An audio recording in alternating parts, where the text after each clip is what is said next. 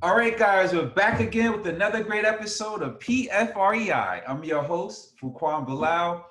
Today on the show, we have Javier Hinojo. And Javier actually is in our Mastermind group, Collective Genius. And I like his story. It kind of, hit home. I'll let him tell it. But the part where you said you had 32 cents in your account, New Year's Day 2017. Everybody's getting ready to celebrate Happy New Year. You're standing there with 32 cents in your pocket. Yeah. That's crazy, man. Like, how do you come back from that? We're 2020. Well, before we get started into the story, man, I'm just jumping in. The first question I always ask the guest, Javi, is why are you passionate for real estate investing? Look, I'm passionate just because there's a couple of reasons, right? Women, cars, houses, and money, right? So hey, let's just be honest here, right? Talk that talk. Hey, so I've been married. 22 years. I got my little girl, my 16-year-old, my baby girl. I want a nice house. I want nice cars. I want plenty of money, right? So, women, right? It's my women in my life. But yeah, that's long story short, that's basically it. And at the same time, right? A lot of entrepreneurs, man, we talk about we want to do this for our families. Of course we do, but man, we got a little bit of an ego, we just, you do it for ourselves too. You do it for your family, but you do it for you, the challenge. I love the challenge. And real estate, it's a great way. It's created a lot of millionaires. The best ways to create long-term wealth.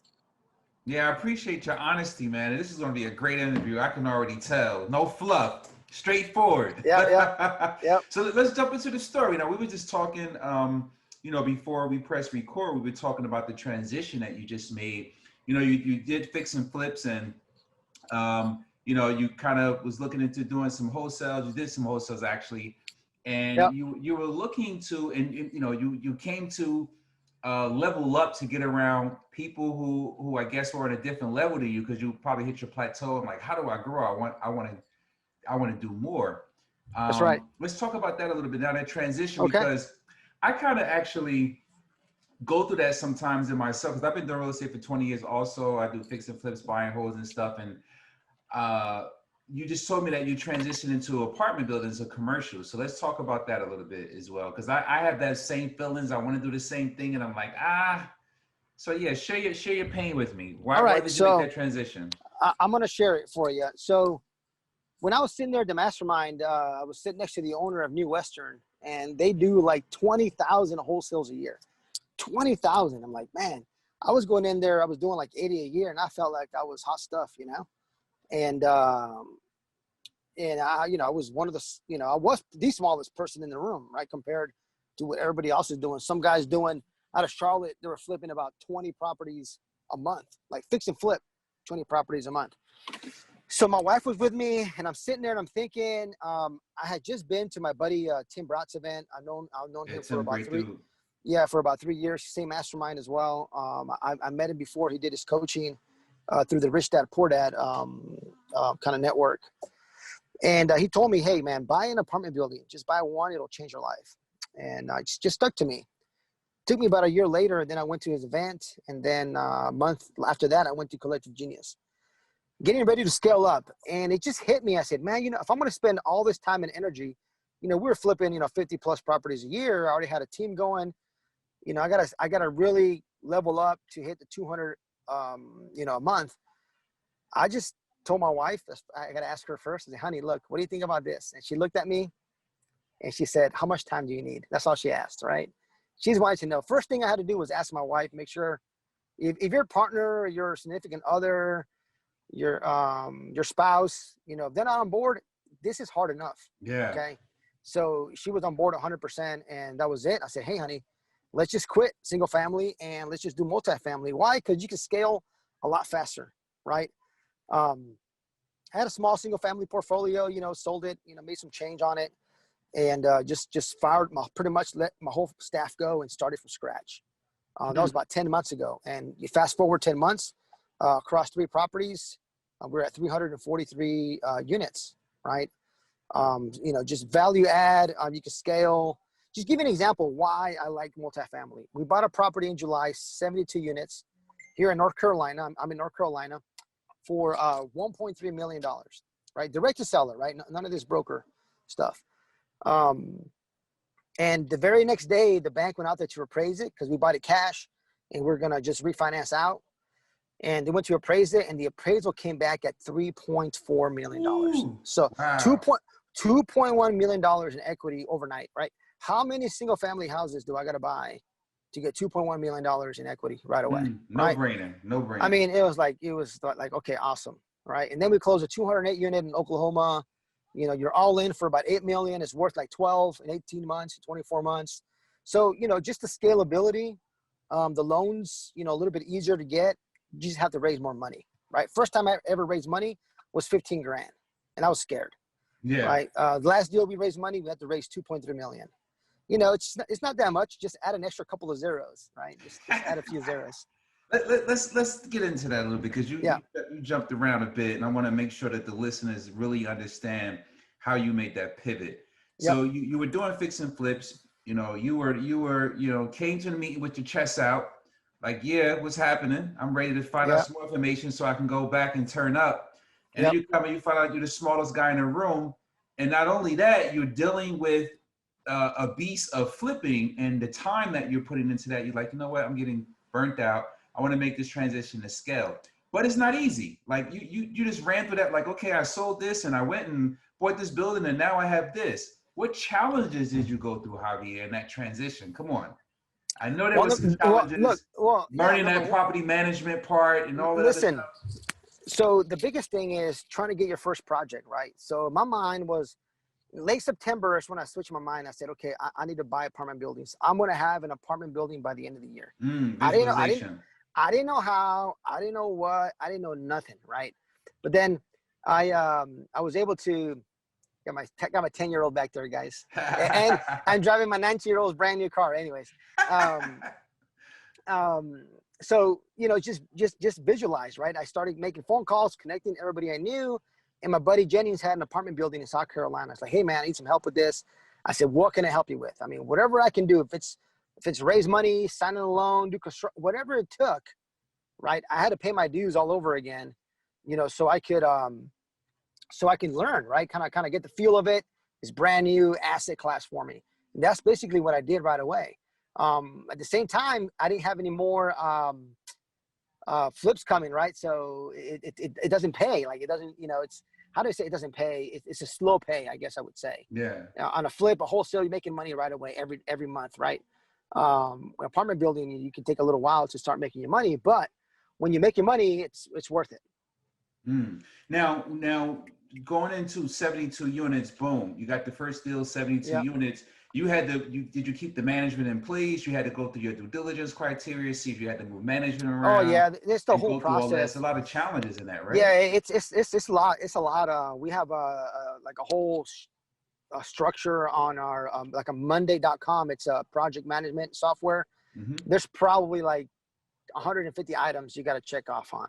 Right, you got to go through property management, the pre-contract, getting the contract signed. I mean, there's so much to do, and it just seems like overwhelming. But if you have the right partners, if you have the right folks that done it before in the past, you kind of just look over their shoulder, right, and you kind of see how they do it. You're like, okay, great, I can do this just like that. I can do this a little bit better, you know, or they do this way better than I do, and you just kind of start taking. The biggest thing I can say is partner up. Right.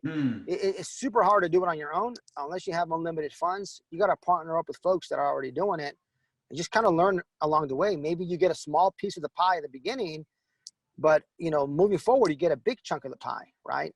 So now you had to rebuild your whole team all over again, right? Yeah, we rebuilt it pretty quick. So that's one thing that I'm not good at is I'm not good at hiring people because I'm too nice. So I have to get a buddy of mine, Scott, to help me, HR guy, help me put my team together. So right now I got a partner. He's out of Houston. His name's Moo. We got a COO. We got a director of acquisitions.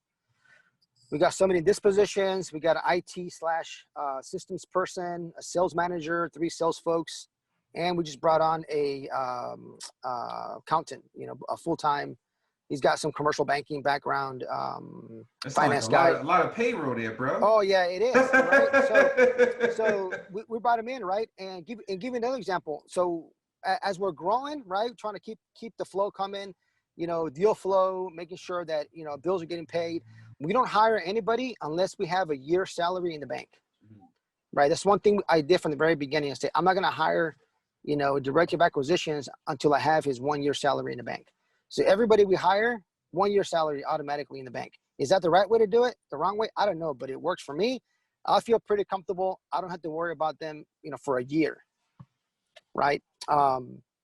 So at the same time, I also wholesale commercial buildings, and I guarantee I can tell that already. You make a lot more doing that than wholesaling houses. So are you just doing stuff in your backyard for now, or are you going out of state with it now? Because I know it was you had to get used to the beast. You kept it local. You bought something. Yeah. Are you doing stuff out of state? Yeah, we bought one in South Carolina, Charleston. It's 4 or 5 hours from 3.5 hours from where I live. How far is Charleston? 5 hours. One in the beach here in North Carolina is about 2 hours away. And then our last purchase was in Tulsa, Oklahoma. That was a 208 unit.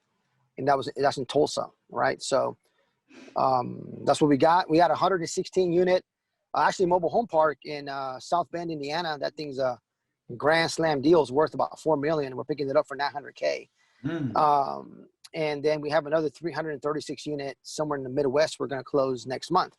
So about scaling, I'm at 343 units. These two deals, one we're going to buy cash, so it's 99.9% sure we're going to buy. The second one we're going to get a loan. We've already raised the money. It's about $4 million. It's already raised. Unless there's a big issue, we won't close on it. But I'll double, right? I'll double right away. By the end of next month, my portfolio will double. My net worth will triple, just because we got such good deals on these next two purchases.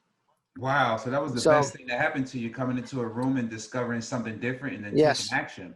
Yes. So would you say as far as education and mentorship, of course you have mentors, and the education, you mentioned Tim Bratz, who's really well known in the apartment building community. What would you say that made you pull that? Because it was in the back of your mind. You went to the training, you're like, kind of comfortable with what I'm doing. I don't know too much about the apartment building, it's new. And then once you went and you found other people who was doing it, you just jumped in with 2 feet. So how important was that? Having somebody to hold your hand and go through the process. Like you said, you got Monday with like 150 checklist items to do. You didn't just think of that on your own. You needed somebody to hold your hand and walk you through that process. Yeah, for sure. Look, I believe in coaches. I believe in mentors. Got to find the right ones, so ask around, figure out, who's it's got to fit your personality as well. And at the end of the day, you got to do your work. You got to do the work. Got to put in the work. It doesn't matter if, who's teaching you how to do it, right? If you're not doing it, it's not going to fall in your lap. But I believe you either pay a mentor or a coach to help you is great, because you get a network, you get to connect, you get to ask a lot of questions. If you don't pay a mentor, you'll pay the street. And when you pay the street, it's a lot more expensive. Yeah, for sure. Yeah. Yes, definitely. I believe in that 110%. All right. So are you doing syndications for your deals, or are you just using bank financing and then syndication for the 25% of it and some of your own capital? Yeah. We'll raise, depends on the project, right? Usually about 30% of the all-in price is what you got to raise. So we have some investors, we partner up, we'll joint venture, it's a big pie, and you can slice it up in a lot of different ways. Yeah, that's another creative part to learn, right? How to structure the deal and present it to the investors, right? You have your financing, right? Which is pretty much an easy piece. Like you said, there's banks that it's easy to get a commercial deal for a building versus a deal for a flip, like, stuff like that. So that financing usually covers about 70%, 75% if you're lucky of the purchase price, but that other 30% going out and structuring the deal and putting it together. You said I guess your skill set wasn't in raising money, but now you really have to become an ace at that, because that's all these apartment buildings require. You get financing, then you got to go put the rest of the capital together to give you some money for reserves and get this thing going. So what challenges did you see on the forefront with that? Have you had people like pledge money and then back out and say no? Oh yeah. You know what? You got to get a hard commitment. I'd rather get a hard no up front, right? Like if somebody doesn't know, I'll just take it as a no. You know, you'd be like, hey, you know what? It just, you know, sounds like it's not for you. You know, it's okay. You know, maybe the next one, right? I don't want you to be so-so. I need you to be 100% committed. I know stuff happens last minute. Maybe you had some money coming in, didn't come in. Well, okay, you know, that sucks. But, you know, somebody's kind of wishy-washy, I just skip, right? Next person, got to commit. And most of our stuff fills up pretty fast. So everybody knows, like, if you're thinking about it, you come back 2 weeks later, there's not going to be a spot. I can almost tell you. Yeah. Just because we get really, really good purchase price, and we got good projects. So yeah, I mean, it's always deal flow and money, right? So number two, the two biggest things you got to kind of work on most of the time is just deal flow and money, because unless you got a couple 100 million, even that's not enough. But just sit in the bank, you're gonna run out of money. So. Yeah, for sure, Yeah. man. So is there anything you would tell somebody who's I don't want to say new, because most of the people that will listen to this, they may be already in a business and trying to figure out, like yourself, how to level up. What would you say to somebody who may catch this podcast, to, if they want to make that transition? What piece of advice would you give them? Look, for me, I know I'm not good at doing 3 or 4 things at once. That's why I quit my single family. There's some people that I know that can run a single family and do multifamily. I know myself, so I knew that wasn't going to work. It's really just make that decision, right? Make sure when you make that decision, you're not by yourself. You've already talked to, maybe you have a potential partner. It's going to help you out. Maybe sign the loans, or somebody else going to help you raise money. Whatever role you're going to play, make sure you have other people playing other roles, because you can't do everything on your own. It's going to be super challenging to try to do everything on your own. So biggest thing I can say is make a decision, and then find the right partners that you can connect with to close your first one. The hardest one is your first one. Once you close the first one, you're like, okay, 80% of it is the same, and you got 20% that varies, you know, but 80% of the process stays the same.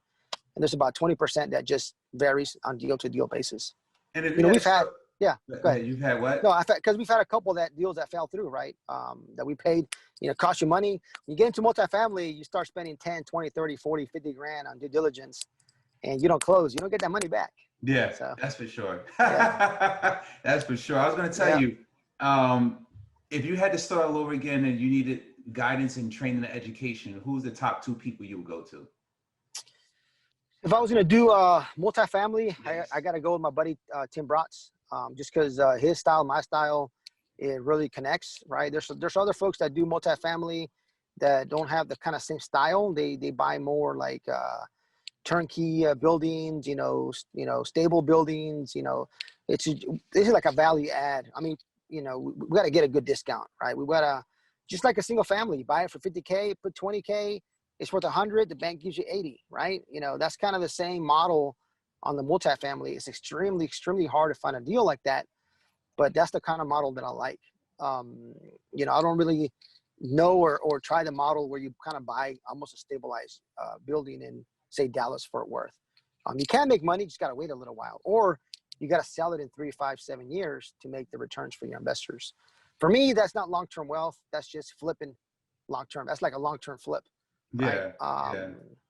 But, you know, I can't, you know, I haven't tried it, so I don't want it. I'm not saying anything negative. Tim Bratz for sure. And number 2, I mean, I would say join a mastermind, right? Maybe not exactly a coach, but, you know, find yourself a coach and join a mastermind, right? If you're going to do single family, join a single family mastermind. If you're going to do self-storage or mobile home parks or multifamily, then join a mastermind that just focuses on that, or real estate in general. Those 2 things are going to really, you know, really get you going where you need to go quickly. Very quickly. Awesome. That's great, man. This was a great episode. I appreciate your honesty and everything. PFREI, a passion for real estate investments. Oh man, this is really good. You guys can catch us on all the social media handles: Facebook, Twitter, Instagram, and everywhere else on the internet. Just look up PFREI. You'll see us. Javier, thanks for coming through and adding some value, man. I really appreciate your time. Man, I appreciate it. Thank you so much. It's an honor to be here.